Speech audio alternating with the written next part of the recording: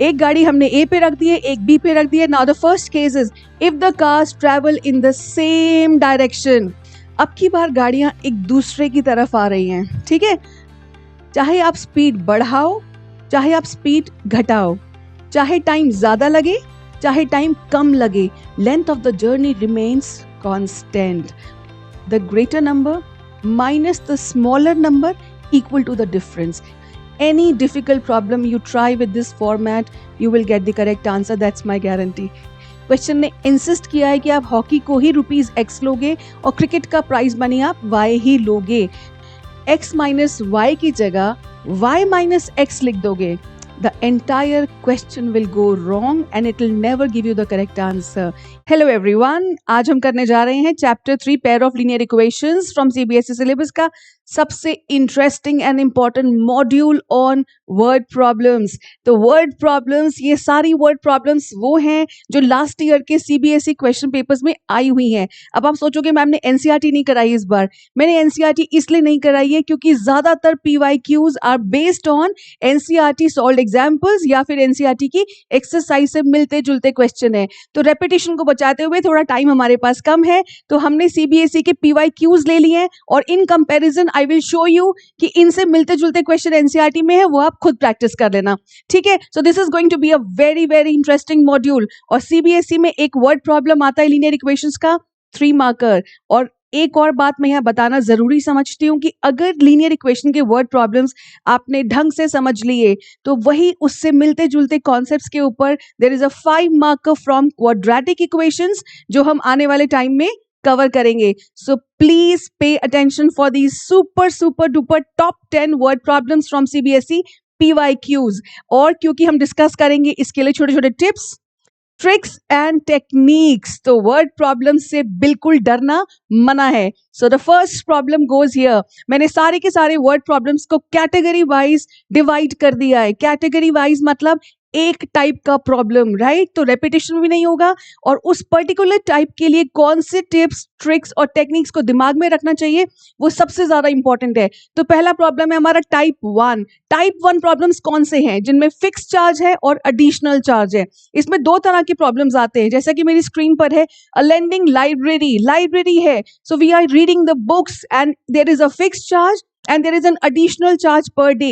The second question exactly similar है और NCERT के से भी पिकअप किया हुआ है, सिर्फ नाम बदल दिया है. वहां पर था हमारे पास फर्स्ट क्वेश्चन में Hrithik and Manmohan. Second question में अगर आप देखो तो नाम बदल के दे दिया सरिता एंड सुजी.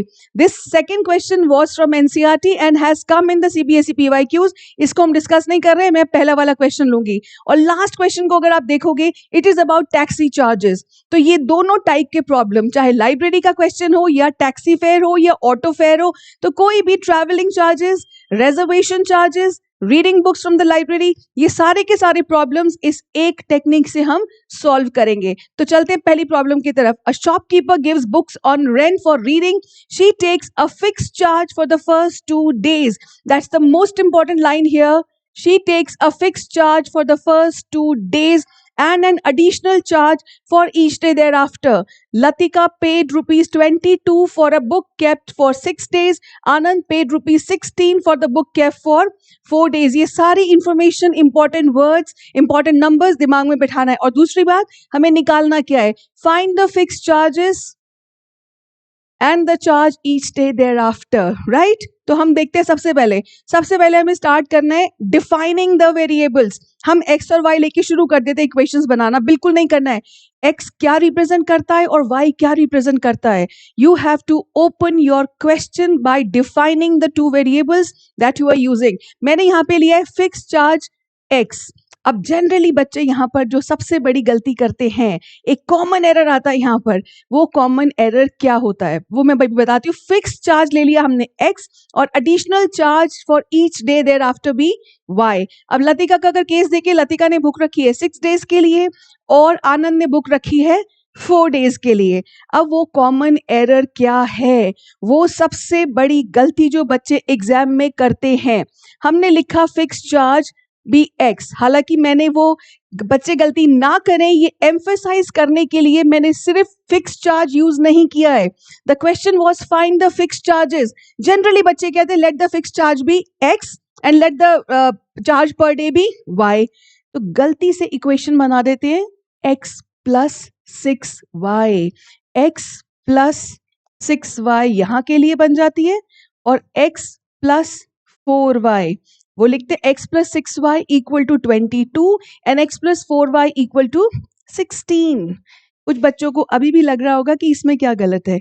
ये बिल्कुल गलत है, हमें ये गलती नहीं करनी है। और उस गलती को बचाने के लिए लास्ट लाइन में लिखा है फाइंड द फिक्स चार्जेस, लेकिन जो हमको दिया हुआ है वहां लिखा है fix charge for the first 2 days. ये यहाँ पर सबसे इंपॉर्टेंट इंफॉर्मेशन है, फर्स्ट 2 डेज। तो मैंने जब ये लिखा तो मैंने पहले ही उसको ध्यान में रखने के लिए लिख दिया let the fix charge for the first 2 days be x। ठीक है, सो अब आई होप हम ये गलती नहीं करेंगे। मैं थोड़ा स्क्रीन क्लियर कर लेती हूँ। लेट्स सी कि अब हम इसको फिर कैसे बनाएंगे। अगर ये ठीक नहीं है तो कैसे हम बनाएंगे। हम इसको लिखेंगे। सबसे पहले लतिका ने 6 डेज के लिए वो बुक रखी है। 6 डेज का मतलब है वो 2 डेज का चार्ज ऑलरेडी दे चुकी है, राइट। वो फिक्स चार्ज अगर उसने दे दिया है तो that fix charge x will be applicable for 2 days and बाकी के उसके बचे 4 डेज। तो उसका जो बिल बनेगा या उसका जो रेंट बनेगा बुक रीडिंग का वो 2 डेज का चार्ज तो फिक्स चार्ज में कवर हो चुका है। बाकी कितने एक्स्ट्रा दिन बचे 4 डेज, उसके हिसाब से हो गया 4y। उसी तरह अगर हम आनंद को देखें, उसने बुक रखी 4 डेज के लिए। 4 डेज में से 2 डेज का फिक्स चार्ज तो वो दे चुका है, बाकी एडिशनल डेज है 2। तो वो फिक्स चार्ज 2 डेज का बना x और 2 एक्स्ट्रा डेज का बन गया 2y। आई होप ये समझ आ गया है। तो हमारी फर्स्ट इक्वेशन, लतिका ने कितने अमाउंट पे किया, लतिका ने पे किया ₹22। बस अब क्या है, इसको हमने ऐड किया तो हमारी पहली इक्वेशन आ गई x plus 4y equal to 22। इसी तरीके से अगर हम x और 2y को ऐड करें तो यहाँ पर आंसर आ जाता है हमारा 16। सबसे बढ़िया बात वर्ड प्रॉब्लम्स की बच्चों ये होती है कि इक्वेशंस एक बार ठीक बन जाएं तो सॉल्व करना बहुत आसान होता है। लाइक पिछले मॉड्यूल में हमने सीखा है कि सॉल्व कैसे किया जाता है। 2 मेथड्स हैं, सब्स्टिट्यूशन या elimination. But trust me 90% of the word problems हम ओरली सॉल्व कर लेते हैं। दिमाग में पता भी नहीं चलता कि सब्स्टिट्यूशन को यूज किया या एलिमिनेशन को यूज किया, वो सॉल्व हो जाता है, इतना आसान होता है। लेकिन अगर आपने इक्वेशन बनाने में गलती कर दी तो कितनी भी मेहनत कर लो आपका करेक्ट आंसर आ ही नहीं सकता है। So spend more time in a word problem reading it carefully, noting down the details carefully and making the correct equations. तो हमने 2 इक्वेशंस बना ली x प्लस 4y और यहाँ पर तो क्लियर दिख रहा है दोनों में हमारे पास x और x है, कोएफिशिएंट सेम है, सब्ट्रैक्ट कर देते हैं। सब्ट्रैक्ट करते ही हमारे पास आ जाता है, क्या आ जाएगा सब्ट्रैक्ट करने से, दोनों इक्वेशंस को अगर हम आपस में सब्ट्रैक्ट कर देते हैं तो हमारे पास x हमारा कैंसिल हो जाएगा, ये वाला x हमारा कैंसिल हो गया। इनको मैंने सब्ट्रैक्ट किया, 4y minus 2y would give me 2y equal to 6। 2y equal to 6 आ गई भाई, y की वैल्यू आ गई 3। y को हमने यूज कर लिया, किसी भी इक्वेशन में हमने y को यूज किया तो हमारे पास आ जाएगा x का वैल्यू, और x का वैल्यू आते ही हमारे पास x और y यानी कि फिक्स चार्ज और एडिशनल चार्ज रेडी है। अब now if you end your answer here you will again lose 1 mark. वो किस लिए, ये x और y आपने खुद डिफाइन किया था। पूरी की पूरी प्रॉब्लम में x और y का मेंशन एग्जाम में नहीं है, हमने लाया कि what is x and what is y। So you only have to conclude your answer by the final statement. It's very important. x को हमने क्या लिया था, हमने लिया था fix charge for the first 2 days. तो अब हम इसको कंक्लूड कर देते हैं। So therefore the fix charges are ₹10 and the charge per day thereafter is going to be ₹3। I hope ये बात समझ आ गई है। अब हम नेक्स्ट प्रॉब्लम की तरफ चलते हैं जो बिल्कुल इससे मिलती जुलती है। यहाँ पर टैक्सी चार्जेस की बात हो रही है, let the fix charge be x। अब यहाँ पर फिक्स चार्ज बी x, वहां हमने लिया था fix charge for the 2 days be x, right. इस केस में हमें जरूरत ही नहीं है क्योंकि यहाँ पर लिखा है taxi charges in a city consist of a fix charge. वो फिक्स चार्ज आपका लगेगा ही लगेगा, चाहे आप 1 किलोमीटर ट्रैवल कर रहे हो, चाहे 5 किलोमीटर ट्रैवल कर रहे हो, चाहे 15 किलोमीटर ट्रैवल कर रहे हो, राइट। तो वो कितना ट्रैवल कर रहे हो उसका बिल अलग से बनेगा, लेकिन एक फिक्स चार्ज आपको जर्नी के लिए देना पड़ेगा। तो ऐसी प्रॉब्लम गलती की गुंजाइश थोड़ी कम हो जाती है, राइट। तो ये दिस इज फिक्स चार्ज, हमने x ले लिया और एडिशनल चार्ज हो गया पर किलोमीटर भी y। अब क्या है, दोनों डिस्टेंसेस हम ले लेते हैं। पहला डिस्टेंस दिया है 10 किलोमीटर और उसका हमने बिल दिया 105, दूसरा है हमारा 15 किलोमीटर्स, उसका बिल है 155। तो ये तो बहुत आसान है। यहाँ पर हमारे पास आ जाएगा fixed and 10 kilometres, fixed and 15 kilometres. Fixed का है x और इसका हो जाएगा 10y, फिक्स्ड का x and 15y। Let's make the bill now. x plus 10y equal to 105 and x plus 15y। Of course ये ज्यादा ट्रैवल कर रहा है तो बिल इसका ज्यादा ही होगा, दैट मेक्स सेंस। कई बार हम गलती कर जाते हैं कि कौन सा कम है कौन सा ज्यादा है, कंफ्यूज हो जाते हैं। But please use your common sense at all times when you are dealing with the word problems. ठीक है, ये डिस्टेंस ज्यादा है तो डेफिनेटली उसका बिल भी प्राइस ज्यादा होगा, तो कोई कंफ्यूजन नहीं होनी चाहिए। ठीक है, अब ये इतनी सिंपल सी इक्वेशंस है, फिर से हम क्या करेंगे, हम इनको डायरेक्टली सब्ट्रैक्ट कर सकते हैं। दोनों इक्वेशंस को मैंने सब्ट्रैक्ट किया तो मेरे पास वैल्यू आ जाएगा 10y और 15y। उनको मैंने सब्ट्रैक्ट किया यहाँ से। I can do it like this also. 15y minus 10y would give me 5y and this is going to give me 50। इससे मेरे पास y का वैल्यू आ गया 10। एक वैल्यू आ गया है, दूसरा हम आराम से निकाल लेते हैं। दूसरा वैल्यू हमारा आ जाएगा x का। x को हमने सब्सटीट्यूट, y को सब्सटीट्यूट किया हमने इक्वेशन 2 में और आंसर आ गया। 2 में करो, 1 में करो, ओरली करो, जैसे भी करो, x और y का करेक्ट वैल्यू निकाल लो। x is 5 and y is 10। Again now the concluding statement, 5 क्या था, x क्या था हमारा, fixed charge. So the fixed charge will be 5 and the additional charge, additional तो इसको बोलना गलत होगा, एंड द चार्ज पर किलोमीटर, राइट। पिछले केस में एडिशनल था क्योंकि हम 2 डेज का चार्ज फिक्स चार्ज में दे चुके थे और उसके बाद एडिशनल चार्ज दे रहे थे हम पर डे। यहाँ पर तो फिक्स चार्ज है और फिक्स चार्ज है एंड चार्जेस पर किलोमीटर आ गया हमारा 10 and that completes this particular one type of fix charge and additional charge problem. I hope that's type 1 is clear. Now I'm going to go for the second one. देखो, लेकिन मुझे याद दिलाने के लिए मैंने ये डाल दिया यहाँ पर कॉमन एरर। भाई कुछ भूल रहे हैं हम अभी।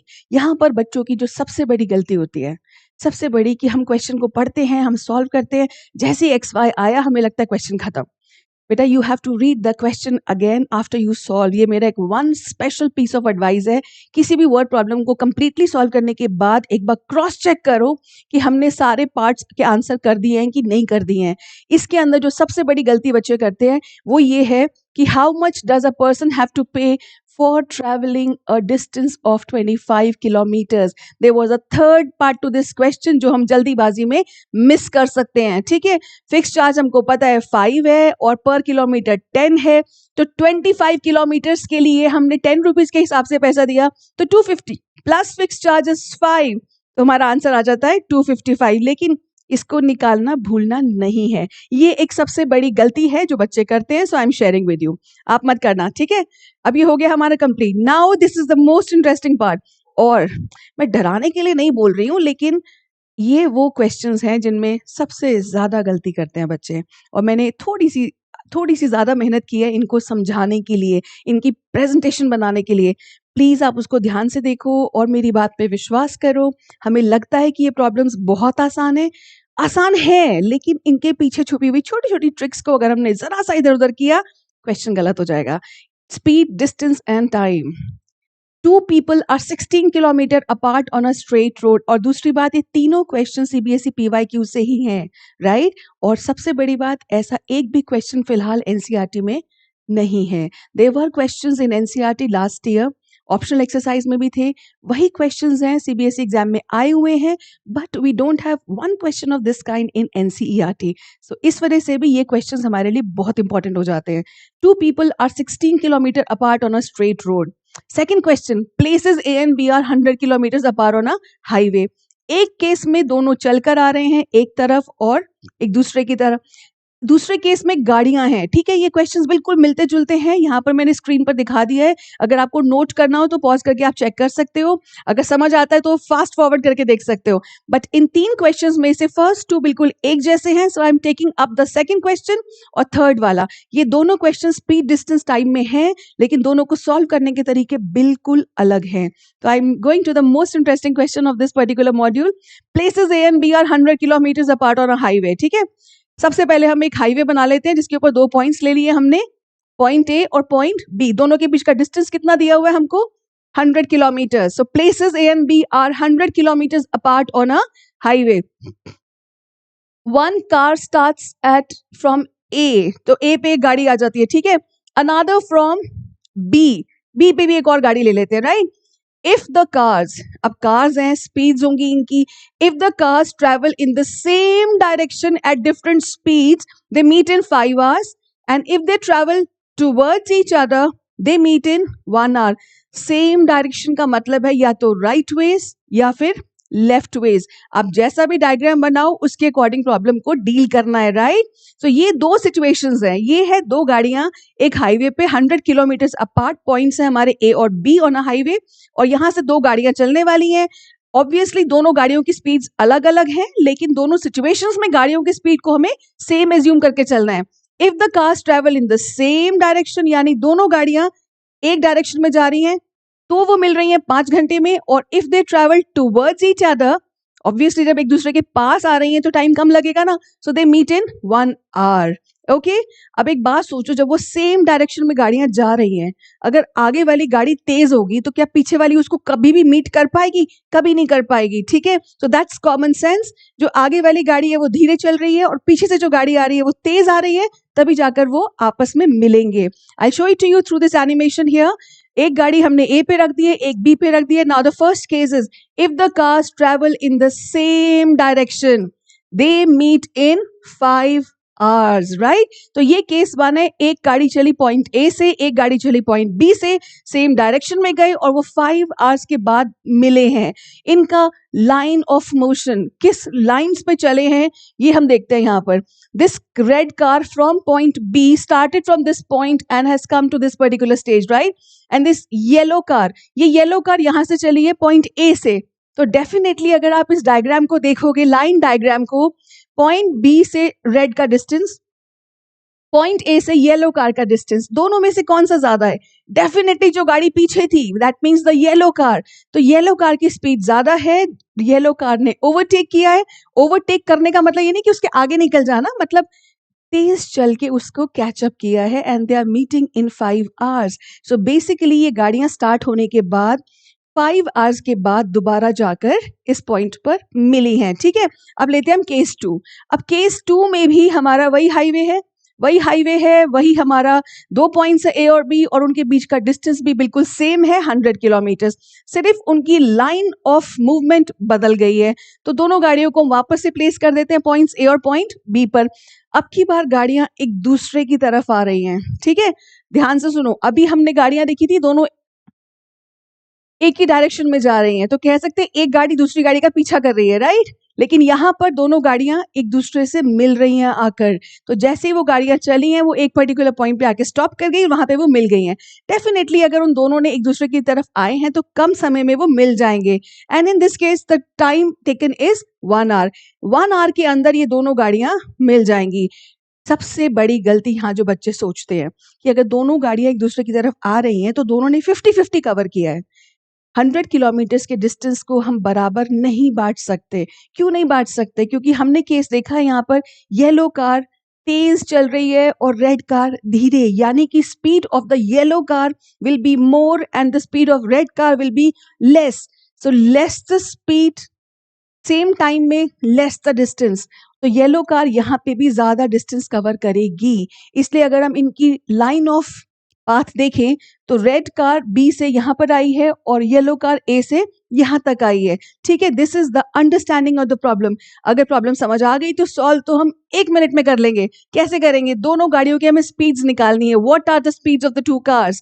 Late the two speeds be x kilometre पर आवर एंड y किलोमीटर पर आवर. अब क्योंकि दोनों गाड़ियां सेम है, सिर्फ सिचुएशन फर्क हुई है, तो हमने यहाँ पर भी लिख लिया है car at point A x kilometre पर hour, car at point B y kilometre पर आवर. कन्वीनियंस के लिए हम येलो और रेड की बात करते हैं. ठीक है, अब फर्स्ट केस में गाड़ियां हमारी कितनी देर में मिली हैं? 5 hours में मिली हैं. तो यानी कि distance will be speed into time, यानी कि 5 घंटे के लिए, 5 hours के लिए this car at A moved at a speed of x kilometre पर आवर. तो ये कितना डिस्टेंस कवर करेगी? Distance is equal to speed into time. Speed है x, टाइम है 5 hours. तो 5x is the distance travelled और distance covered by this yellow car at A. Similarly अगर हम देखें रेड कार भी तो 5 hours के लिए ट्रेवल किया है, तो 5 hours में उसने डिस्टेंस कवर किया 5y. इतना तो सबको समझ आ जाता है.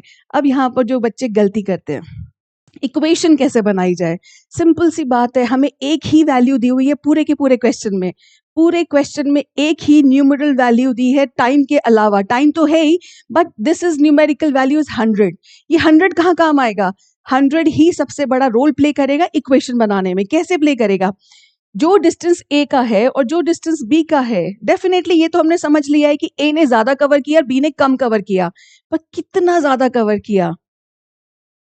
100 किलोमीटर। सो अगर 5x और 5y का डिफरेंस निकाला जाए, the answer is going to be 100 kilometers. So that's the first equation, 5x minus 5y equal to 100. बड़ी खुशी हो रही है मुझे 5 को देखते हुए। अगर हम 5 को देखें तो हमारे पास ये कैंसिल हो जाएगा और हमारा एक सिंपल इक्वेशन आ जाएगा x minus y equal to 20। अब इससे प्यारा इक्वेशन क्या होगा? इसको रिजर्व करके रखते हैं और बिल्कुल ऐसे ही हम दूसरे केस की भी इक्वेशन बना लेते हैं। दूसरे केस की इक्वेशन में they are meeting in 1 hour. अब 1 आवर के लिए तो बहुत ही आसान है। Time is 1, speed is x and y, so the two distances travel will be x kilometres and y kilometre. And इस बार इन्होंने मिलके 100 किलोमीटर्स को कवर किया है। मिलके कवर करने का मतलब है दोनों डिस्टेंसेस को मिला के 100 हो रहा है। So x plus y equal to 100 kilometres. ये बन गई हमारी सेकेंड इक्वेशन। एक तरफ है हमारे पास x प्लस वाई और दूसरी तरफ है x माइनस वाई। ये इक्वेशन तुम ओरली भी सॉल्व कर सकते हैं, राइट? दोनों को ऐड किया तो मुझे मिल गया 2x equal to 120 and that gives me the two speeds as 60 kilometres per hour and 40 kilometres per hour respectively. I hope ये क्वेश्चन समझ आ गया है। इतना आसान है कि मुझे लगता है कि ये आए एग्जाम में, क्योंकि जिस बच्चे को कॉन्सेप्ट आता है वो कभी कैलकुलेशन में गलती कर ही नहीं सकता है। कुछ बच्चों को इससे बहुत डर लगता है। सो आई होप अब किसी को इस प्रॉब्लम को देखकर टेंशन नहीं होगा, राइट? चलो इसका दूसरा प्रॉब्लम करते हैं, स्पीड डिस्टेंस टाइम का। ये भी स्पीड डिस्टेंस टाइम है लेकिन बिल्कुल उससे डिफरेंट है। कैसे डिफरेंट इसमें देखते हैं। अ train covered a certain distance at a uniform speed. एक बात तो इसमें भी है कि भाई एक व्हीकल है, वी हैव अ ट्रेन, और ट्रेन हमारी कुछ एक पर्टिकुलर डिस्टेंस कवर कर रही है, ठीक है? तो मैंने ट्रेन भी ले ली, हिल मूव कर गई है, डिस्टेंस उसने कवर कर लिया है। ये डिस्टेंस हमने ले लिया, हमें ये नहीं मालूम कितना है क्योंकि लास्ट में यही लिखा है, find the length of the journey. If the train would have been 6 kilometers faster, it would have taken अगर ऐसा होता तो कैसा होता, अगर ये होगा तो वो होगा। This situation is like that, okay? जैसे पहले भी केस में था, गाड़ियां अगर एक डायरेक्शन में गई तो क्या होगा, अगर वो आपस में मिली तो क्या होगा। So in this case also, if the train would have been 6 kilometers faster, it would have taken 4 hours less than the scheduled time. So basically एक scheduled time तो होगा, एक लेंथ ऑफ जर्नी है, एक ट्रेन की particular speed fix होती है, उस स्पीड के अकॉर्डिंग एक शेड्यूल टाइम निकाला जाता है। अब कहा जा रहा है and if the train were slower, यानी कि दो सिचुएशंस हमें डिस्कस करनी है। अगर ट्रेन फास्ट होगी तो डेफिनेटली कम समय में पहुंच जाएगी, और अगर ट्रेन को और स्लो कर दिया जाए तो टाइम वो ज्यादा लगाएगी। ये जो ज्यादा, ये कम, ये in comparison to the original speed and the original scheduled time है, ठीक है? अब हमें निकालनी है find the length of the journey. यहां पर सबसे पहली और बड़ी गलती जो बच्चे यहां पर करते हैं, जैसे हमने देखा find the length of the journey, let the length of the journey be x kilometres. Please children don't do that. अब अगर कुछ बच्चों को लग रहा था हाँ मैं ऐसे ही करना था, तो मेरी बात ध्यान से सुनो, ऐसा क्यों नहीं करना है। Find the length of the journey, मानती हूँ कि लेंथ ऑफ द जर्नी हमें निकालना है और हो सकता है इससे आप जैसे तैसे करके आंसर निकाल भी लो, लेकिन मैंने लास्ट क्वेश्चन में भी बताया था we are looking for simple solutions and quick answers. 3 चीजें हैं स्पीड डिस्टेंस टाइम में हमेशा, डिस्टेंस, स्पीड एंड टाइम। हमें ये देखना है इन 3 में से कौन सी क्वांटिटी फिक्स है और कौन सी क्वांटिटी वेरी कर रही है, चेंज हो रही है। तो अगर आप इस क्वेश्चन में देखो तो एक ही distance, length of the journey originally जितना था तब भी, चाहे आप स्पीड बढ़ाओ चाहे आप स्पीड घटाओ, चाहे टाइम ज्यादा लगे चाहे टाइम कम लगे, length of the journey remains constant. और 2 चीजें यहाँ पर वेरी कर रही हैं, स्पीड कभी ऊपर जा रही है कभी नीचे जा रही है, यानी स्पीड बढ़ रही है कभी कम हो रही है। टाइम, स्पीड बढ़ रही है टाइम कम हो रहा है, स्पीड कम हो रही है टाइम ज्यादा लग रहा है, right? So the 2 quantities that we should start with x and y are speed and time and not the length of the journey. ये गलती करते हैं बच्चे, आप नहीं कर रहे हो तो बहुत अच्छी बात है, आगे बढ़ते हैं, ठीक है? So let us take the original speed of the train to be s kilometres per hour, और हमने ओरिजिनल टाइम को t ले लिया। अब आप सोचोगे मैम ने xy क्यों नहीं लिया? xy ले सकते हैं और मैं भी ले सकती थी, राइट? लेकिन एस और टी लेने से ना मेरे दिमाग में बिल्कुल क्लियर है कि s represent speed and t represents time. तो वेरिएबल कोई भी हो, you have to carefully handle it. अब ये तो हुआ ओरिजिनल सिचुएशन। अब ओरिजिनल सिचुएशन में आप सोचोगे ना तो हमें मैम स्पीड निकालना था, ना हमें टाइम निकालना था, हमने ले लिया एस और टी, हमें निकालना था length of the journey. But length of the journey means the distance, distance is speed into time. तो ये एक्सप्रेशन बनाकर हमने रख लिया। अब हमें एज्यूम करनी है वो दो सिचुएशंस। पहला केस, स्पीड को हमें 6 किलोमीटर बढ़ाना है, यानी कि if the train would have been 6 kilometre faster, s + 6, तो it would have taken 4 hours less than the schedule time. और हमने शेड्यूल टाइम लिया है t, तो अगर स्पीड बढ़ी s + 6 तो टाइम हो गया t - 4। और इसी तरीके से हम केस 2 को देखें, and if the train were slower by 6 kilometres, train की स्पीड को कम कर दो तो डेफिनेटली टाइम ज्यादा लगेगा। तो टाइम कितना ज्यादा लग रहा है? Again 6 hours. तो ये दो सिचुएशंस हमने बना ली हैं, पर इन दोनों सिचुएशंस में क्या चीज फिक्स रह रही है हमारी? Distance travelled. और डिस्टेंस ट्रेवल्ड है हमारा एस टी डिस्टेंस ट्रेवल्ड है ओरिजिनली भी और इन दोनों केसेस में भी। तो अगर फर्स्ट केस को हम देखें, डिस्टेंस एस टी, ठीक है, इज इक्वल टू, इस केस में भी तो डिस्टेंस सेम ही है, चेंज नहीं हो रहा है, तो मैंने वही एस टी को ले लिया और यहाँ पर इक्वेट कर दिया। इसमें आप देखो ये टर्म जब मल्टीप्लाई करेगी एस और टी, तो एस टी दे देगी मुझे, जो हम दोनों को कैंसिल कर देंगे बड़े आराम से। ओके, और ऐसे ही दूसरा मैंने बना लिया है, केस 2 में भी S T, distance remains the same, speed बदल गई, टाइम बदल गया, लेकिन डिस्टेंस नहीं बदला है। सो उसको लेकर भी हमने एक दूसरी इक्वेशन बना ली। अब इतना तो समझ आ ही रहा है कि दोनों से हमको दो दो इक्वेशंस मिल जाएंगी। पहली वाली मैंने ब्रैकेट्स ओपन किए, तो दैट्स द बेस्ट पार्ट। यहाँ से एस टी चला गया और मेरे पास इक्वेशन बच गई -4s + 60 - 24। Now as per solving methods मेरा मन कर रहा है मैं जल्दी से इसमें से 2 को कैंसिल कर दूं। आ रहा है, टेम्पटिंग लग रहा है, लेकिन जब तक हम दूसरी इक्वेशन को ना देख लें तब तक हम कुछ नहीं करेंगे। ठीक है, तो दूसरी इक्वेशन बना लो, फिर देखो जैसी जरूरत होगी उससे मल्टीप्लाई करेंगे, जैसी जरूरत होगी डिवाइड करेंगे, क्या पता जरूरत ना ही पड़े। तो नेक्स्ट केस में अगर हम देखें, इक्वेशन बना, फिर से हमारा एस टी कैंसिल हो गया और मैंने रीराइट किया 6s - 60। देखा नहीं जरूरत पड़ रही ना, क्यों नहीं पड़ रही है? क्योंकि this is +60 and this is -60। बिना कुछ किए हम इनको ऐड कर दें तो t एलिमिनेट हो जाता है। ठीक है, so we are adding the 2 equations and t eliminate हो गया, s की वैल्यू आ गई 30। एक वैल्यू आते ही हम जल्दी से दूसरी भी निकाल सकते हैं। तो अब 30 अगर हमारा आ गया, 30 s क्या था, हम ऊपर ना भी देखें ना तो भी हमें याद रहेगा कि s हमारा स्पीड था। तो ओरिजिनल स्पीड ऑफ ट्रेन आ गई 30 किलोमीटर पर आवर। अब स्पीड आ गई है तो टाइम निकालना कौन सी बड़ी बात है? कोई भी इक्वेशन ले लो, 1 या 2, उसमें हमने s का वैल्यू डाला तो हमको t मिल गया, 24। तो यानी कि टाइम टेकन वाज 24 आवर्स। अब स्पीड हमने निकाल ली, टाइम हमको मिल गया, हमें निकालना था लेंथ ऑफ द जर्नी। तो लेंथ ऑफ द जर्नी हमारी हो जाएगी distance is speed into time, दोनों की वैल्यू सब्स्टिट्यूट की और हमारा total length of the journey आ गया 720 kilometers. These are the 2 most important problems based on speed, distance and time. I hope अच्छे से समझ आ गई है। आगे चलते हैं for the next type of problem. मैंने इजी डिफिकल्ट का कॉम्बिनेशन बनाया है, एक हैवी प्रॉब्लम करेंगे फिर थोड़ी सी एक आसान करेंगे, तो हमें अपने आप को मोटिवेटेड भी रखना है, right? Type 3, but stay tuned till the last problem. Each and every problem is of a different type and gives you a new trick, okay, to solve the word problems. Her bar there are 10 types of problems I've shown in this case, and last year also there were 2 case studies based on a particular problem, right? Type 3, test scores, negative, बाबा अपने scores याद आ रहे हैं, right? Negative and positive. Jaya scored 40 marks in a test, getting 3 marks for each correct answer and losing 1 mark for each incorrect answer. Thank God CBSE में कोई negative marking नहीं है, कोई question छोड़ के नहीं आना इसलिए। Jaya scored 40 marks in a test, getting 3 marks for each correct answer and losing 1 mark for each incorrect answer. Had 4 marks been awarded for each correct answer and 2 marks were deducted for each correct answer, then Jaya again would have scored 40 marks. ठीक है, तो एक combination दिया है, दूसरा combination दिया है, फिर से वही 2 combinations, 2 cases, 2 linear equations and solution. और हमें निकालना क्या है? How many questions were there in the test.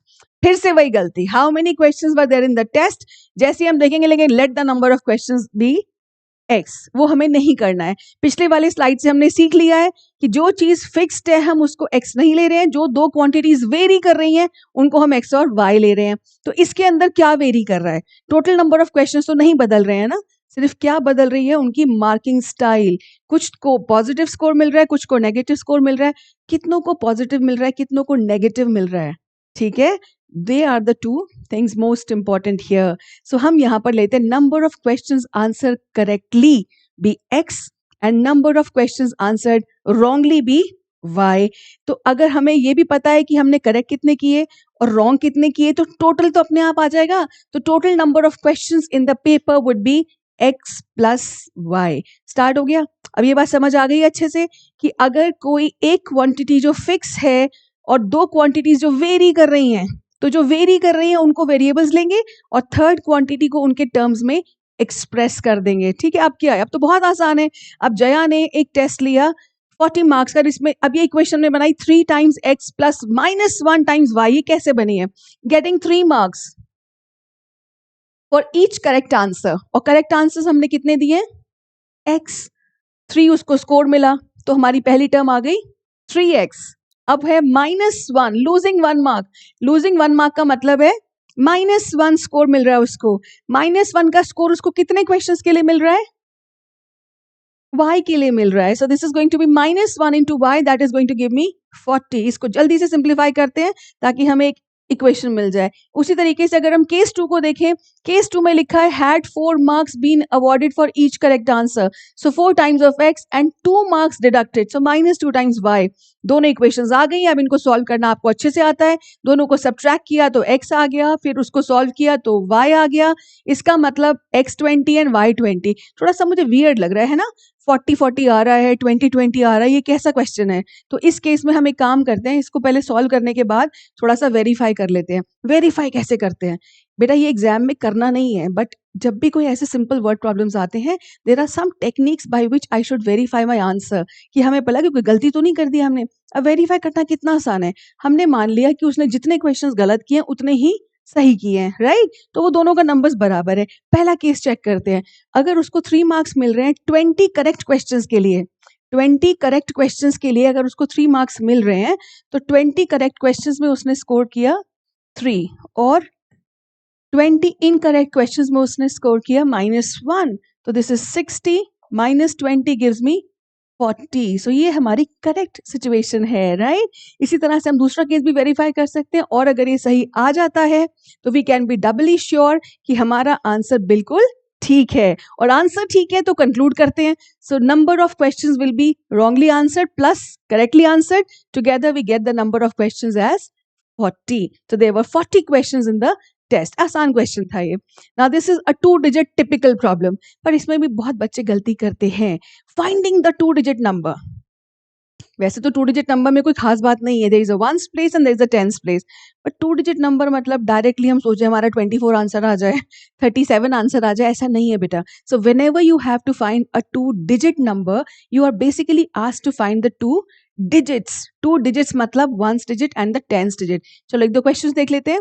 पहला क्वेश्चन है सीबीएसई पीवाईक्यूज का है, एनसीईआरटी का सॉल्व्ड एग्जांपल है 10। ये बार बार मैं स्लाइड्स पर क्यों कर रही हूँ? इसलिए लिख रही हूँ ताकि आपको एनसीईआरटी के एग्जाम्पल्स और एक्सरसाइजेस की वैल्यू समझ आए बेटा। आई एम नॉट सेइंग कि आपको बिल्कुल भी नहीं लग रहा है कि वैल्यू है, बट एम्फेसाइज करना जरूरी है। एनसीईआरटी का एक एक सॉल्व्ड एग्जाम्पल और एक्सरसाइजेस को अच्छे से ट्राई करना। फिलहाल मैं फर्स्ट क्वेश्चन को स्किप कर रही हूँ बिकॉज इसका सोल्यूशन एनसीईआरटी में भी है।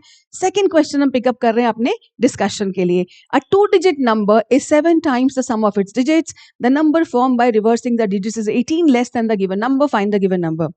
ये मॉड्यूल मेरा स्पेशली उन बच्चों के लिए है जिनको वर्ड प्रॉब्लम्स को देखकर थोड़ा टेंशन शुरू हो जाती है। वो कंफ्यूज हो जाते हैं कि हमें कैसे सॉल्व करना है, क्या करना है, कनेक्ट नहीं कर पाते हैं। बेटा trust me and try it yourself. जितने फॉर्मेट्स एंड तरीके लाइन डायग्राम से, टेबुलेशन से हम डिस्कस कर रहे हैं, follow that. I give you a guarantee, अगर इन फॉर्मेट्स को यूज करते हुए आप कोई भी प्रॉब्लम सॉल्व करोगे, कभी भी गलती नहीं करोगे। That's an assurance and you can try it yourself.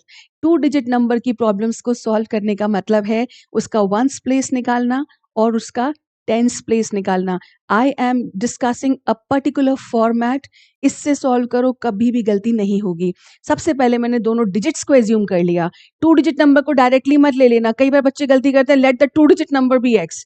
वो 2 डिजिट नंबर को निकालने के लिए हमें वंस प्लेस और टेंस प्लेस को स्पेसिफाई करना पड़ेगा। आप एक्स और वाई कहीं भी ले सकते हो, बट एक बार ले लो तो उसको फिक्स कर दो। मैंने लिया है वंस प्लेस पर एक्स और टेंस प्लेस पर वाई, ठीक है। तो ये हमारा ओरिजिनल नंबर बना दिया हमने। ये फॉर्मेट है, इस तरह से एक बार लिख लेना। अभी क्वेश्चन को पढ़ने की भी जरूरत नहीं है, जहां लिखा है ना फाइंड द 2 डिजिट नंबर, इसे बना लो पहले। 2 डिजिट नंबर मतलब ओरिजिनल नंबर में वंस प्लेस होगा, टेंस प्लेस होगा। अब नंबर को रिवर्स कर दिया, अगर 27 था तो 72, 32 है तो 23। This is what they mean by swapping the digits at the 2 places. तो डेफिनेटली उस रिवर्स नंबर के भी तो 2 डिजिट नंबर ही होगा। तो मैंने यहाँ पर एक बना लिया। आप भी एग्जाम में बिल्कुल ऐसे ब्लैंक्स बना के पूरा वंस टेंस के बजाय OT लिख लेना, ठीक है। अब हमने करना क्या है, मैंने लिया वंस प्लेस पर एक्स और टेंस प्लेस पर वाई। ये है सिचुएशन ओरिजिनल नंबर की। लेकिन जब हम इनको रिवर्स करेंगे तो वंस प्लेस आ जाएगा टेंस पे और टेंस प्लेस आ जाएगा वंस पे। ये भी कर लिया। अभी मैंने क्वेश्चन की तरफ नहीं देखा है, सिर्फ मैंने ये फॉर्मेट रेडी कर लिया। Now if I have this number जिसके अंदर y टाइम्स टेंस है, यानी कि the number created will be 10 times of y plus x। अभी भी मैं क्वेश्चन की तरफ नहीं देख रही हूं, मैंने ये जनरल फॉर्म लिख ली है, general form of a 2 digit number with these 2, okay. इसी तरीके से हम रिवर्स नंबर का भी जनरल फॉर्म लिख लेते हैं, 10 times of x plus y। दोनों नंबर अब हमारे तैयार हैं। अब चलते हैं हम वापस क्वेश्चन की तरफ। इतना करके रेडी रख लो कम से कम, ट्रस्ट मी, ऐसा करो कभी गलती होगी ही नहीं। अब हम चलते हैं क्वेश्चन की तरफ, क्योंकि हमें 2 इक्वेशंस बनानी है। A 2 digit number is 7 times the sum of its digits. A 2 digit number, a 2 digit number मतलब ये ओरिजिनल नंबर की बात कर रहे हैं। ओरिजिनल नंबर यानी कि अब इसको YX नहीं पढ़ना है, हमने ओरिजिनल नंबर को एक्सप्रेस कर लिया है 10y प्लस x की टर्म्स में। Original number is 7 times the sum of its digits. तो इक्वेशन कैसे बनाएंगे, 10y plus x will be equal to, क्या होगा, 7 टाइम्स x प्लस y, ठीक है। बन गई हमारी पहली इक्वेशन। अब x आ गया, y आ गया, ओपन किए ब्रैकेट, उसको सिंप्लीफाई किया और सिंप्लीफाई करके इक्वेशन कितनी प्यारी सी आई है, 2x इक्वल टू y। इसको नंबर 1 करके यहीं छोड़ दो अभी, क्योंकि अभी हमें दूसरा पेयर बनाना है, इसी के साथ लड़ने की जरूरत नहीं है। एक इक्वेशन आ गई है, अब हमारी दूसरी इक्वेशन बनाने का टाइम आ गया है। अब दूसरी इक्वेशन कहाँ से बनेगी, क्वेश्चन में से ही बनेगी। और क्वेश्चन में जितनी भी इंफॉर्मेशन है वो कहीं ना कहीं यूज हो रही है, कहीं ना कहीं हमने काम, why did I underline this, इसको मैंने अंडरलाइन इसलिए किया, इसको हम यूज कर चुके हैं, ठीक है। ये इंफॉर्मेशन हमने खत्म कर दी है। अब दूसरा वाला इंफॉर्मेशन दूसरे पार्ट से मिलेगा। The number formed by reversing the digits. Now they are saying number formed by reversing the digits. ये रिवर्सिंग द डिजिट्स वाला नंबर तो ये है ना हमारा, ठीक है, इस नंबर की बात हो रही है। Is 18 less than the given number, यानी कि ये जो नया नंबर हमारा बन रहा है ये 18 कम है, किससे, हमारे ओरिजिनल नंबर से। तो ये था हमारा ओरिजिनल नंबर, ये जो नया नंबर बना ये छोटा है, this is smaller than the original number by 18। यहां से हमको मिलेगी दूसरी इक्वेशन। और दूसरी इक्वेशन हमको कैसे मिलेगी, दूसरी इक्वेशन के लिए हम बस इसको ऑर्डर में लिख देते हैं। और इक्वेशंस बनाने के बेटा 3 तरीके होते हैं, greater number is equal to smaller plus the difference, ठीक है। दूसरा, greater number minus the difference equal to the smaller. इनको प्लीज थोड़ा साइड पे रखते हुए वो तीसरे तरीके पे फोकस करते हैं।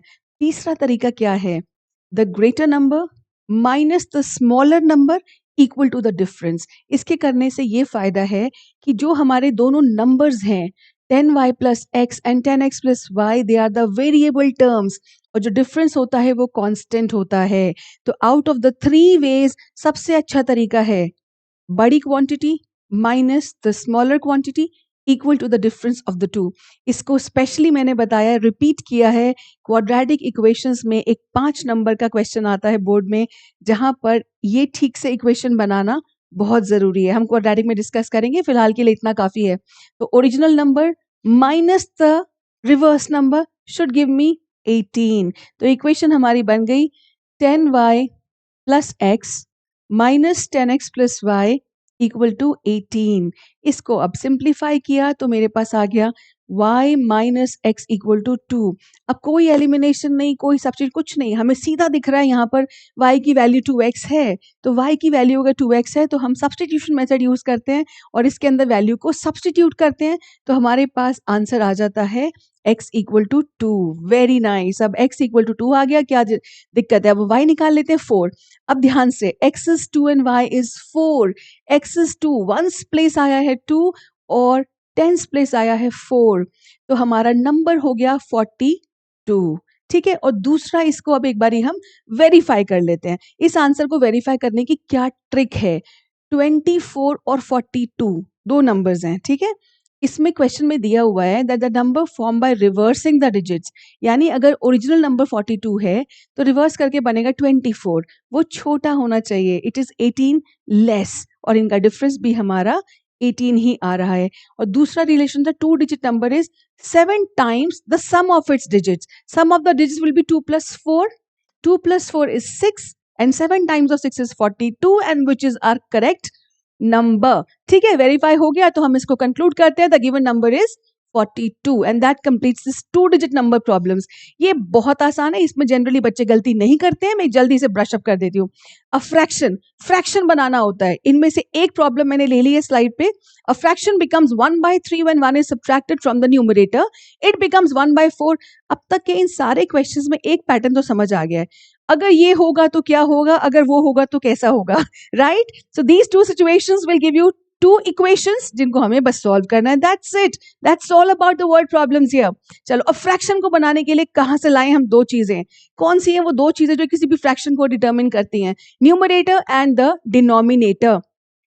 तो न्यूमरेटर एंड डिनोमिनेटर, क्लियर सी बात है, let the numerator be x and denominator be y। अगर आप n और d भी ले सकते थे, right? Let the numerator be x and denominator be y, तो इसके हिसाब से अगर प्लेसमेंट की जाए तो मेरा फ्रैक्शन बन जाता है x अपॉन y। ये है ओरिजिनल फ्रैक्शन, यानी जब x और y की वैल्यू आ जाएंगी हम इसमें सब्स्टिट्यूट करेंगे, हमको फ्रैक्शन मिल जाएगा। Situation number 1, a fraction becomes 1/3 when 1 is subtracted from the numerator, यानी कि न्यूमरेटर x में से मुझे 1 को माइनस करना है, राइट? 1 को माइनस करके मुझे मिल जाएगा x माइनस 1, y को हमने एज इट इज रखा, तो हमारी फ्रैक्शन आ रही है 1/3। ये इंफॉर्मेशन मैंने यूज कर ली, इसको सिंप्लीफाई करेंगे या पहले दूसरा केस भी देख लेते हैं।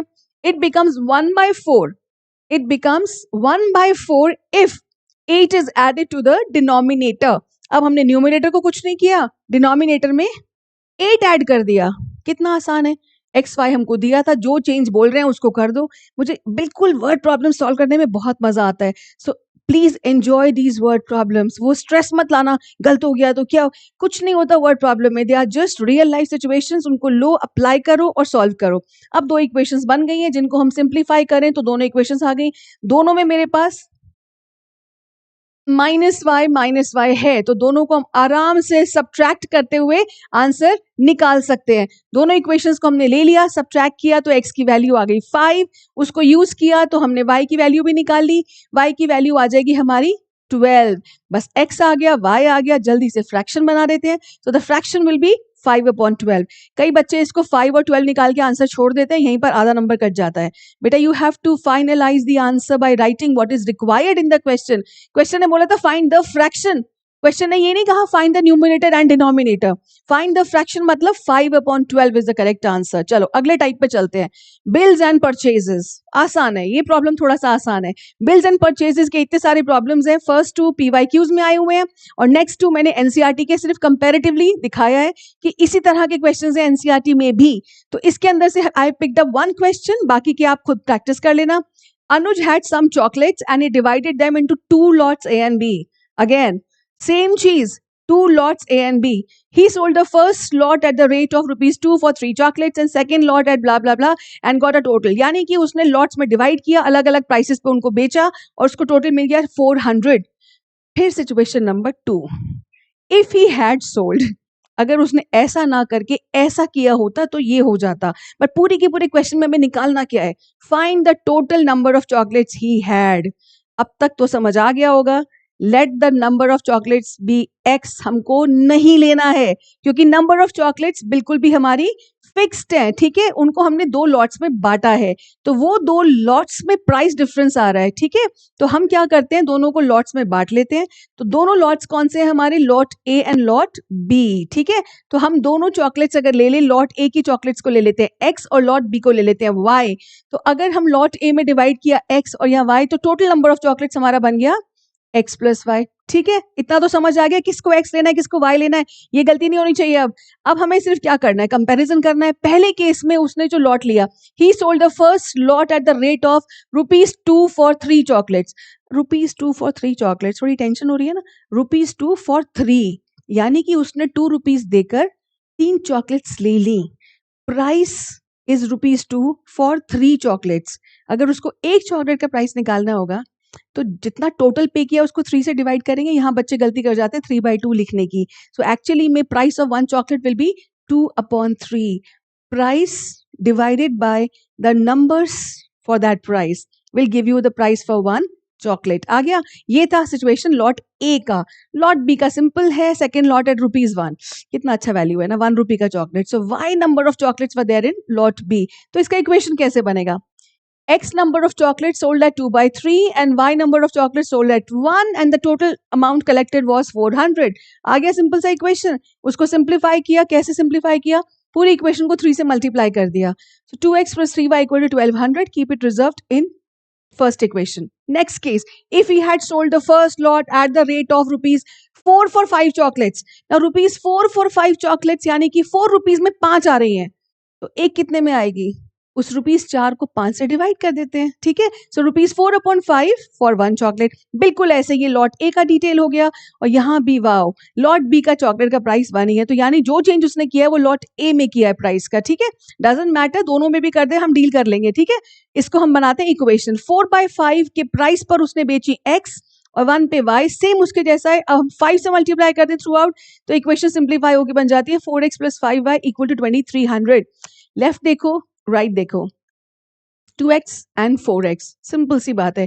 इक्वेशन 1 को हम 2 से मल्टीप्लाई करते हैं और सब्ट्रैक्ट करके अगर हम सॉल्व करें तो हमारा y का वैल्यू आ रहा है 100, जिसको यूज करके हमने x निकाल लिया 450। नाउ y और x are the chocolates in the 2 lots, so total number of chocolates will be sum of the 2। So हमने ऐड किया और हमारी टोटल चॉकलेट्स आ गई 550। That completes type 6 bills and purchases. दोनों सिचुएशंस हैं, बिल्स बनाओ, उसको सॉल्व करो और complete answer. Type 7 find the age. 3 question है एनसीईआरटी में, और लास्ट ईयर इसका कोई एक क्वेश्चन नहीं आया है। तो ये मत सोचना जब नहीं आया तो हम क्यों कर रहे हैं।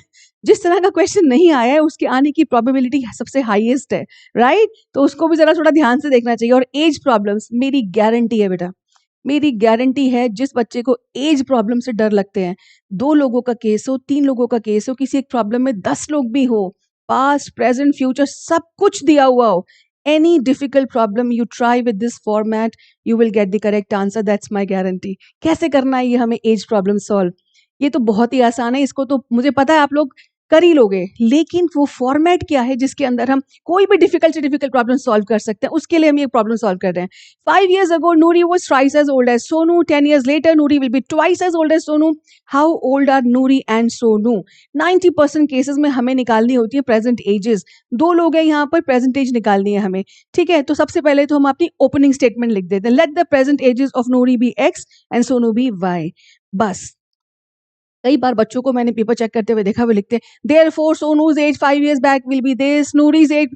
There is no need to waste your time in writing so many statements in a same question। Examiner को भी देख के इरिटेशन होती है, मैं भी देखती हूँ जब पेपर चेक करने के लिए आता है ऐसे इतने सारे डिटेल। अरे एग्जामिनर वो फिगर्स ढूंढ रहा है जो उनकी करेक्ट एजेस बताए, तो उस पर फोकस करते हैं, उसके लिए ये age problem. And I challenge, कोई भी एज प्रॉब्लम कितना भी डिफिकल्ट हो, इस फॉर्मेट में वैल्यूज पुट करके सॉल्व करो, कभी गलती नहीं होगी। नाउ ये एज फॉर्मेट है क्या, यहाँ पर मैंने लिखा है टाइम। सभी प्रॉब्लम्स 3 ही तो टेंसेस हैं, पास्ट प्रेजेंट एंड फ्यूचर, मैंने ये लिख के रख लिया है पहले से। पर्सन 1 पर्सन 2, मान लो किसी एक बड़े से क्वेश्चन में 10 लोग हैं, तो you can make these columns and person 1 2 3। डरने की जरूरत नहीं है, वैसे क्लास 10 तक सिर्फ 2 ही लोगों की बात होती है जनरली, ठीक है। 3 की हो सकती है लेकिन 2 तक ही मुझे लगता है क्वेश्चन आएगा, सो डोंट वरी। बट ये फॉर्मेट बहुत इंपॉर्टेंट है। अब ये मैंने ग्रिड बना लिया और एग्जाम में बैठ के इसकी लाइनें बनाने की जरूरत नहीं है, आपके पास हॉरिजॉन्टल लाइंस ऑलरेडी होती हैं। एक रफ स्ट्रोक बना देना वर्टिकल लाइन का, that will be more than enough. ये बताने का मतलब ये नहीं कि आप एग्जाम में बैठ के पहले ये बॉक्स बनाना शुरू कर दो, there is no need to make this box, but इनको स्पेस आउट करके एक चार्ट की तरह से लिख लिया। अब हमारे पास दो लोग हैं यहाँ पर, एक नूरी है और एक सोनू है, मैंने बस उनका नाम लिख लिया, there is no need to write anything else. Present ages मैंने लिखी है एक्स और वाई, तो मैंने प्रेजेंट वाले बॉक्स में लिखा x for Noori and y for Sonu. कुछ नहीं किया है मैंने, सिर्फ एक्स और वाई को प्लेस कर दिया। नाउ इफ आई सी किस जगह पे लेके जाना है उनको, पहली सिचुएशन 5 years ago जाना है हमें, मतलब there is something which has been done 5 years ago। 5 years ago के लिए मतलब पास्ट की बात हो रही है। कितना, अगर आज आपकी एज 16 है तो 5 साल पहले कितनी थी? 11। कोई गलती नहीं होगी ना। लेकिन अगर वो x थी तो कितनी होगी, बस हम कंफ्यूज हो जाते हैं, ऐसा नहीं होना है। तो पास्ट में जाने के लिए आपने उतने नंबर ऑफ इयर्स एज में से सब्ट्रैक्ट किए हैं, तो डेफिनेटली हम पहले लिख लेते पास्ट में 5 years ago। 5 years ago मतलब -5। तो नूरी की एज कैसे निकालोगे, बस यहां से आ जाओ और आपके पास आ जाएगी नूरी की एज x -5। इसी तरह से सोनू की एज कितनी आ जाएगी, y-5। अब मैं क्वेश्चन नहीं देख रही हूँ, अभी बिल्कुल नहीं देख रही हूँ कि उस समय क्या हुआ था, बट अब हमें फ्यूचर का देखना है। What is the relationship in future? Future दिया हुआ है 10 years लेटर। 10 years लेटर मतलब आगे। If you are 15 years old right now, 5 साल बाद आपकी एज होगी 15 + 5 दैट्स 20। तो हमने क्या करना है, in future 10 years from now हमें सिर्फ +10 करना है। प्रेजेंट में x है तो आगे x + 10 एंड y + 10। अब शांति से मैंने ये सारे एजेस रेडी कर लिए, अब सिर्फ इनको कनेक्ट करना है। सिर्फ कनेक्ट करना है मतलब इक्वेशन बनानी, और इक्वेशन बन गई तो आंसर आ ही जाएगा। Noori was thrice as old as Sonu. कब, कौन से टाइम की बात हो रही है, 5 years ago, यानी कि इस फेज की बात हो रही है। 5 years ago नूरी, नूरी मतलब x - 5 will be equal to thrice of y - 5। I hope ये इक्वेशन बनाने का तरीका समझ आ गया। अभी मैं इसको सिंप्लीफाई नहीं कर रही हूँ क्योंकि इक्वेशंस बनाना ज्यादा इंपॉर्टेंट है इस केस में। अब हमको नेक्स्ट सिचुएशन दी है 10 years लेटर। 10 years लेटर मतलब ये वाली सिचुएशन, तब क्या था, क्या नूरी छोटी हो जाएगी? एज में जो बड़ा है ना वो हमेशा बड़ा ही रहेगा।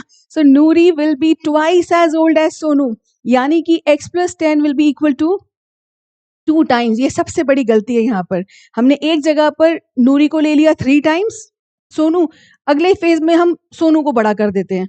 भाई कोई दो लोग अगर कोई बड़े छोटे हैं तो वो चाहे पास्ट हो चाहे वो फ्यूचर हो, उनमें हमेशा बड़ा बड़ा ही रहेगा, छोटा छोटा ही रहेगा। ठीक है, तो ये छोटी छोटी गलतियां हैं बेटा जो बच्चे करते हैं क्योंकि वो प्रॉब्लम सॉल्व कर रहे होते हैं। उस समय प्रेजेंस ऑफ माइंड लगाओ कि भाई प्रॉब्लम सॉल्व कर रहे हो बट देखो तो आप लिख क्या रहे हो।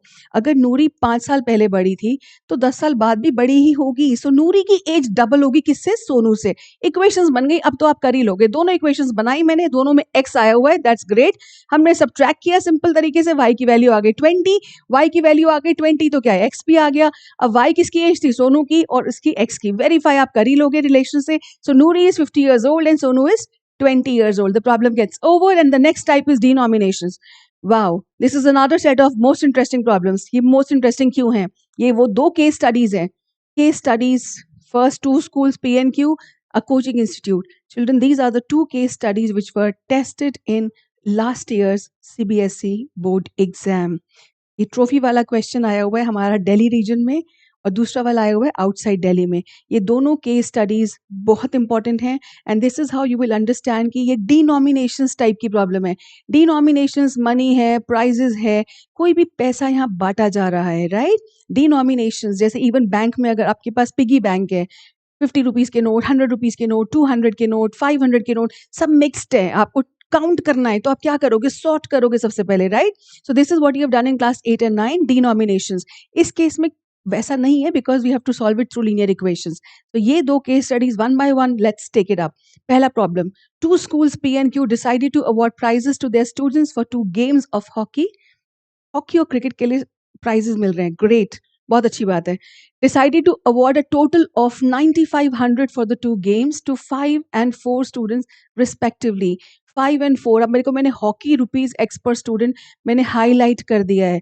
ज्यादातर बच्चे गलती करते हैं, अपनी मर्जी से एक्स और वाई ले लेते हैं। यहाँ पर क्वेश्चन में दिया हुआ है, क्वेश्चन ने इंसिस्ट किया है कि आप हॉकी को ही ₹X लोगे और क्रिकेट का प्राइज मनी आप वाई ही लोगे, तो आपको फिर क्लियर हो जाएगा। यानी 2, 5 and 4 स्टूडेंट्स, तो 5 स्टूडेंट्स किसके लिए, हॉकी के लिए, और 4 स्टूडेंट्स किसके लिए, क्रिकेट के लिए। तो यानी कि जब आप इक्वेशन बनाओगे तो वो बनेगी 5x + 4y इक्वल टू 9500। ये था सिचुएशन स्कूल P के लिए। अब स्कूल Q क्या कर रहा है? उसने सोचा 7370 मुझे देना है टू 4 and 3 स्टूडेंट्स रिस्पेक्टिवली। ये जो वर्ड है ना respectively, this is most important here. Respectively का मतलब क्या है? उसी ऑर्डर में, यानी कि अगर 4 पहले आ रहा है और 3 बाद में आ रहा है, तो पहले हॉकी आया था और फिर क्रिकेट आया था। तो रिस्पेक्टिवली का मतलब है कि जो वैल्यू पहले है वो हॉकी रिप्रेजेंट करेगी, जो बाद में है वो क्रिकेट। इसी तरह से हमने इक्वेशन बना दी और यही था हमारा part 1, represent the following information algebraically in terms of x and y। ये पार्ट 1 जो है ये आया हुआ है 1 मार्क के लिए, ठीक है। ये हमने फर्स्ट पार्ट बड़े ध्यान से सॉल्व कर लिया।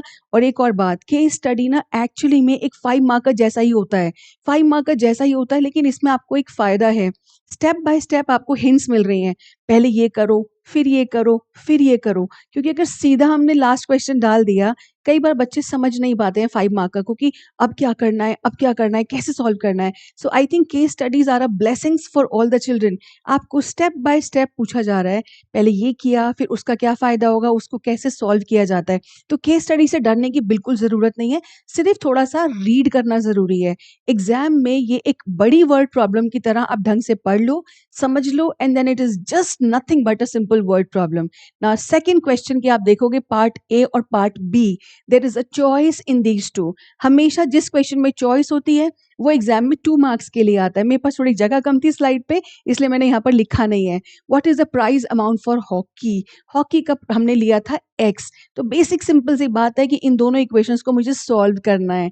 अब इसके अंदर मुझे अमाउंट फॉर हॉकी निकालना है, हॉकी निकालना है। अब सॉल्व करने लगोगे तो जनरली पता लगे आपने x को एलिमिनेट कर दिया, तो इस क्वेश्चन में सेंसिबल होगा कि we will eliminate y। y को हटा देते हैं तो x का वैल्यू आएगा, और x है हमारा हॉकी का प्राइस।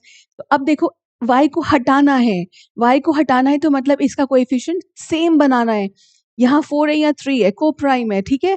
तो 3 को 4 से मल्टीप्लाई करेंगे और 4 को 3 से मल्टीप्लाई करेंगे, यानी कि इक्वेशंस को मल्टीप्लाई किया और फिर सब्ट्रैक्ट किया, इस तरीके से बन जाएगा। यहाँ पर आ जाएगा हमारा 3 से मल्टीप्लाई करने के बाद, sorry, yeah, this will be 4 into 3, that's 12, and this will also be 12। subtract किया तो खत्म, ठीक है।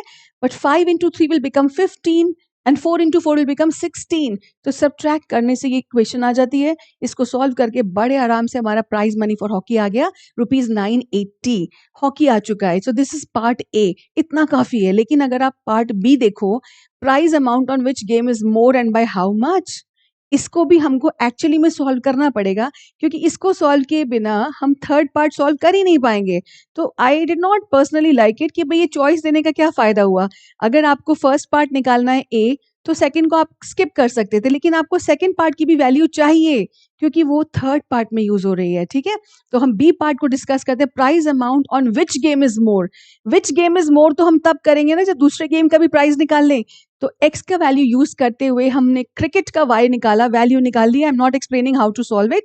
वैल्यू आ गई 1150। डेफिनेटली क्रिकेट का प्राइस मनी ज्यादा है, सॉरी, क्रिकेट का प्राइस मनी ज्यादा है। कितना ज्यादा है? दोनों को माइनस किया, 170 आ गया।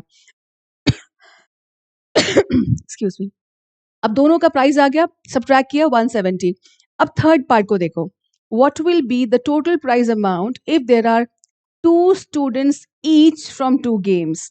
यानी कि 2 स्टूडेंट फ्रॉम 2 गेम्स, यानी कि 2 हॉकी के लिए और 2 क्रिकेट के लिए। तो अगर दोनों का कॉस्ट ही नहीं पता होगा तो हम टोटल मनी कैसे निकालेंगे? So basically 2 hockey prizes, 2 cricket prizes together they become 4260।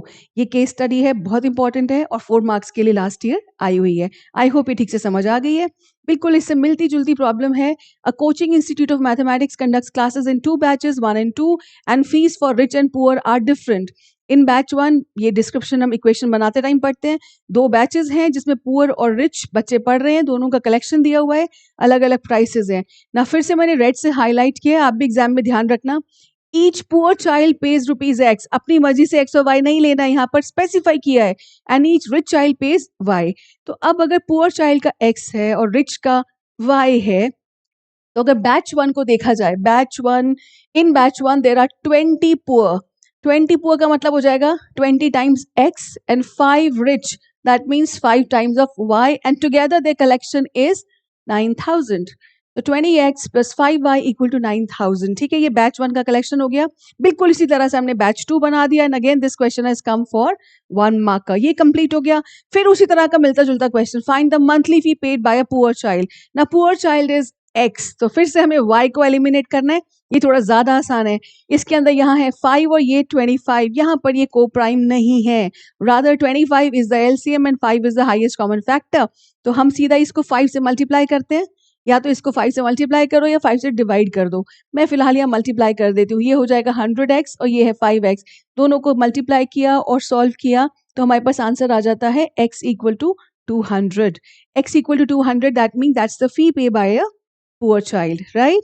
अब उन्होंने फिर से बी पार्ट देखो, find the difference in the monthly fee paid by a poor child and a rich child. यानी दूसरा भी निकालना ही पड़ेगा क्योंकि दोनों की फीस पता करना हमें थर्ड पार्ट के लिए बहुत जरूरी है। तो पार्ट ए चॉइस में है, पार्ट बी है, चॉइस देने का कोई फायदा नहीं है, हमें दोनों ही निकालने पड़ेंगे। ठीक है, एक्स का वैल्यू यूज करके हम वाई भी आराम से निकालते हैं। 1000 आ गया। अब दोनों की हमारे को फी पता चल गई है। नाउ इफ दे से 10 पुअर एंड 20 रिच के लिए कितना टोटल अमाउंट होगा, टोटल कलेक्शन। 10 पुअर मतलब 10 टाइम्स ऑफ 200, 20 रिच मतलब 20 times of 1000 and total amount आ जाएगा 2000 प्लस 20,000 इक्वल टू 22,000। ठीक है, ये कंप्लीट हो गया। This was all about denominations. अब डिनोमिनेशंस की केस स्टडी आई है, जरूरी नहीं अगले साल भी आए, but this is how you should solve a case study problem. Okay, अब आ रहा है टाइप 9, बहुत आसान टाइप है और इसके बाद the last master blaster problem. Type 9 is find the two numbers, half of the difference between two numbers in 2. Okay, तो ये हो गया sum of the greater number and the twice the smaller number. यानी कि पहले ही specified है भाई, एक बड़ा नंबर एक छोटा नंबर है। वैसे तो जब भी हम नंबर्स निकालते हैं बड़े छोटे ही होंगे, बट यहाँ थोड़ा सा हमें आसानी से दिया हुआ है sum of the greater and the twice the smaller. तो पहले ही स्पेसिफाई कर देते हैं, ग्रेटर नंबर को x ले लिया एंड स्मॉलर नंबर को y ले लिया। अब half of the difference between the two numbers, half of the difference between the two numbers. तो difference between the two numbers हमेशा पॉजिटिव ही होता है और वो तब होगा पॉजिटिव जब हम बड़े नंबर में से छोटे को माइनस करेंगे। तो हमने लिया half into x minus y equal to 2। बहुत सिंपल इक्वेशन थी, मैंने 2 से मल्टीप्लाई किया, सिंपल फॉर्म्स में लिखकर इसको हमने 1 बना के छोड़ दिया। सम ऑफ द ग्रेटर नंबर यानी कि x twice the smaller number यानी कि 2y is 13। So next equation बड़े आराम से x plus 2y equal to 13। इसको x और x सेम है, सीधा सब्ट्रैक्ट किया और सब्ट्रैक्ट करने से मेरे को मिलता है 3y इक्वल टू 9 और y आ गया हमारा 3 और x आराम से आ गया हमारा 7। और इसको एक बार चेक कर लेते हैं, सम ऑफ ग्रेटर यानी कि 7 and twice the smaller 6 is 13. That's the correct answer. So the two numbers are 7 and 3 respectively. Coming to the last problem and upstream downstream. पढ़ते ही कुछ बच्चों को टेंशन होनी शुरू हो जाती है और इतनी आसान चीज है, अब इसको थोड़ा डायग्रामेटिकली समझते हैं। Ritu can row downstream 20 kilometers in 2 hours and upstream 4 kilometers in 2 hours. Find her speed of rowing in still water and speed of the current. I really don't know कि ये बच्चे इस क्वेश्चन में गलती क्यों करते हैं। बेटा मुझे नहीं पता चला, इतने साल पढ़ाने के बाद भी मुझे समझ नहीं आ रहा है कि बच्चों को इस क्वेश्चन में प्रॉब्लम क्यों आती है, क्यों गलती करते हैं। ऐसे क्वेश्चन सॉल्व करना इतना आसान है कि सिर्फ इक्वेशन बनाने के बाद जल्दी से सॉल्व हो जाती है। अपस्ट्रीम डाउनस्ट्रीम क्या होता है, एक छोटा सा एग्जाम्पल मैं आपको पूछती हूँ। अगर आप साइकिल चला रहे हो, cycling, I hope you do cycling, good for your health, cycling करते हो, अगर आप एक इंक्लाइन पे या स्लोप पे, लेट्स से फ्लाईओवर पे आप जा रहे हो, even for that matter, even if you are travelling by some bike और कार, आपने महसूस किया होगा if you are going upwards against gravity, we are going upwards on a slope, ज्यादा एफर्ट लगता है। ठीक है, और जब हम नीचे आ रहे होते हैं तो बड़े मजे से आ रहे होते हैं, चाहे आप साइकिलिंग कर रहे हो, चाहे आप स्टेयरकेस जा रहे हो, स्टेयरकेस, अपस्टेयर्स एंड डाउनस्टेयर्स, ऐसे आप याद रख लेना। अपस्टेयर्स जाने में थोड़ा ताकत ज्यादा लगती है, डाउनस्टेयर्स आने में ताकत कम लगती है, right. So this is the logic up and down, ये मैंने सिर्फ याद करने का एक तरीका बताया है। तो अपस्ट्रीम हो या अपस्टेयर्स हो या अपवर्ड्स हो, सब में मेहनत ज्यादा लग रही है। और डाउनस्ट्रीम, डाउन मतलब आराम से। अब वो यहाँ कैसे काम करता है, आई शो यू डायग्रामेटिकली। ठीक है, तो हम ले लेते हैं एक रिवर, ये छोटा सा एक डायग्राम है, इसको मैंने वाटर लिया है, फ्लोइंग वाटर, राइट। तो यानी कि करंट, और एक हमने बोट ले ली है वहां पर छोटी सी। अब इसके अंदर दोनों चीजें मूव कर रही हैं। करंट मतलब नदी बह रही है, कोई पानी बह रहा है, it has a flow, and definitely boat भी चल रही है, तैर रही है, स्विम कर रही है, जो भी कर रही है बट मूव कर रही है, ठीक है? तो इस केस में हम देखते हैं क्या हो रहा है। इस केस में अगर हम लें कि जो हमारा स्ट्रीम है, ठीक है? ये स्ट्रीम हमारा इस डायरेक्शन में फ्लो कर रहा है और हमारा बोट भी इसी डायरेक्शन में आ रहा है। तो क्या बोट आराम से चलेगी? थोड़ा मज़ा आएगा। जिस डायरेक्शन में बोट हम ले जाना चाह रहे हैं, उसी डायरेक्शन में वो स्ट्रीम भी बह रही है, उसका करंट भी उसको सपोर्ट कर रहा है, तो वो सपोर्ट करेगा ना? वो सपोर्ट करेगा, हमें सपोर्ट करेगा जब हम एक ही डायरेक्शन में जा रहे हैं। अब हमें इसके अगेंस्ट जाना हो, तो ज़्यादा मेहनत लगेगी ना। आप इधर जाना चाह रहे हो और वो आपको इधर खींच रहा है, तो ऐसे केस में हमारा एफर्ट थोड़ा-सा कम हो जाता है या फिर हमारी एफिशिएंसी बढ़ जाती है। आप अपनी स्पीड से जा रहे हो और करंट का भी स्पीड है, दोनों मिलाकर हमको एक अच्छा बेटर स्पीड मिल जाता है। Such a situation is defined as downstream, मतलब डाउनस्ट्रीम मतलब स्ट्रीम के फ्लो के साथ-साथ हम चल रहे हैं, ठीक है? दूसरा केस है इस केस में, जब फिर से वही हमने सिचुएशन ले ली है, हमारा current, that speed, this current is going in the right direction and we are trying to row in the opposite direction, तो डेफिनेटली थोड़ा एफर्ट तो ज़्यादा लगेगा और कितना भी एफर्ट कर लो, आप आगे जाने की कोशिश कर रहे हो, स्ट्रीम आपको पीछे खींच रही है, तो स्पीड हमारी थोड़ी सी डिक्रीज हो जाएगी, राइट? तो इस सिचुएशन में हम कहते हैं it is a case of upstream. याद रहेगा, अपस्टेयर्स ज़्यादा effort, downstairs easy, okay? So downstream with the stream and upstream against the stream. अब हमें क्या निकालना है? Find the speed of rowing in still water and speed of the current. Speed of rowing in still water का मतलब यही है कि अगर मान के चलें कि पानी ये बह नहीं रहा है, still है, तो क्या स्पीड होगी? यानी कि बोट की ओरिजिनल स्पीड इस स्ट्रीम में आने से पहले, राइट? कि भाई एक स्पीड क्या वो करके चल रहा है, डाउन स्ट्रीम में उसकी स्पीड बढ़ जाएगी और अप स्ट्रीम में उसकी स्पीड कम हो जाएगी। ओके, अब लेकिन यहाँ पर एक सबसे बड़ा एरर जो बच्चे करते हैं, वो बच्चे क्या एरर करते हैं, मैं ये इसके बाद डिस्कस करती हूँ। अभी फ़िलहाल मुझे स्पीड्स निकालनी है, तो मैंने बोट की स्पीड ले ली है x और स्ट्रीम की ले ली है y। अब आती है बात, वो क्या गलती बच्चे करते हैं। एक्स और वाई दो स्पीड्स हैं, आप उसको सिर्फ ऐसे सोच के चलते हैं बच्चे कि भाई दो स्पीड्स निकालनी है, एक्स और वाई दो इक्वेशन, बट ध्यान रखो इसमें से एक्स बड़ा होगा या वाई बड़ा होगा। एक इमेजिन करो एक सिचुएशन जहां पर करंट बोट से ज्यादा तेज है, अगर वो बोट से ज्यादा तेज है तो बोट का तो कंट्रोल ही खत्म हो जाएगा।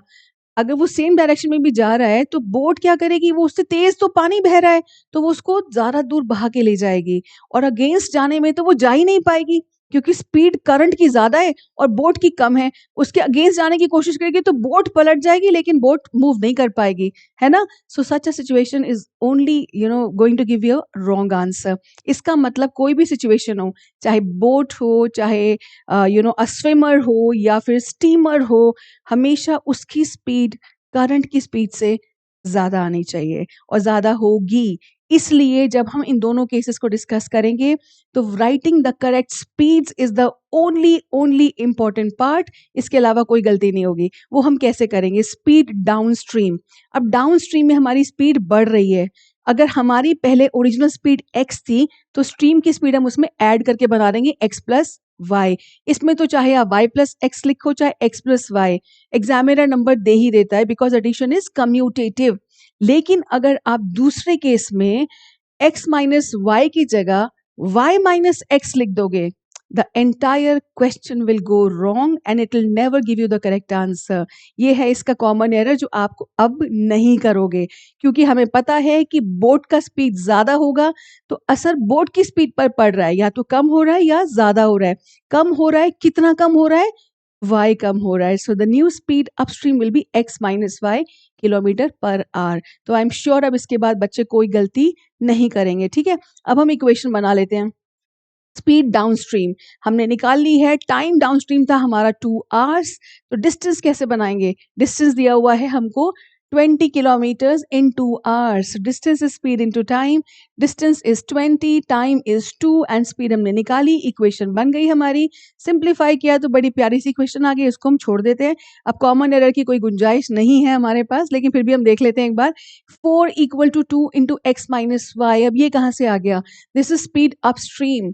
4 kilometers in 2 hours and then speed is x minus y. इसको सिंप्लीफाई किया तो और अच्छी इक्वेशन आ गई, x minus y equal to 2. इसको तो हम बड़े आराम से ओरली सॉल्व करते हैं. On one side we have x plus y as 10, यहाँ पर है x minus y is 2. दोनों इक्वेशंस को ऐड किया तो मेरे पास आ गया 2x equal to 6 एंड उसके बाद हमारा आंसर आ गया 2x equal to 12. Yes, so x आ गया हमारा 6 और y equal to 4. बस यही हमें निकालना था. Conclude with the final statement. Speed of rowing in still water is 6 kilometers per hour and the current is 4 kilometers per hour. All these 10 types of word problems I can give you an assurance, अगर अच्छे से समझ आ गई है, इन formats के साथ solve हो जाएंगी और इसके बियॉन्ड कुछ नहीं है. That's all about linear equations word problems. और हम नेक्स्ट मॉड्यूल में एक चीज़ हमारी छूट गई है अभी, जो हमें लीनियर इक्वेशन में कवर करनी है, वो है CBSE के PYQs based on our first module graphical solutions and conditions of consistency. ज़्यादातर वर्ड प्रॉब्लम हम कवर कर चुके हैं. There are very limited number of questions. इसको हम खत्म करेंगे in the upcoming module. All right, so keep working hard. Best of luck. My best wishes. Until then, goodbye.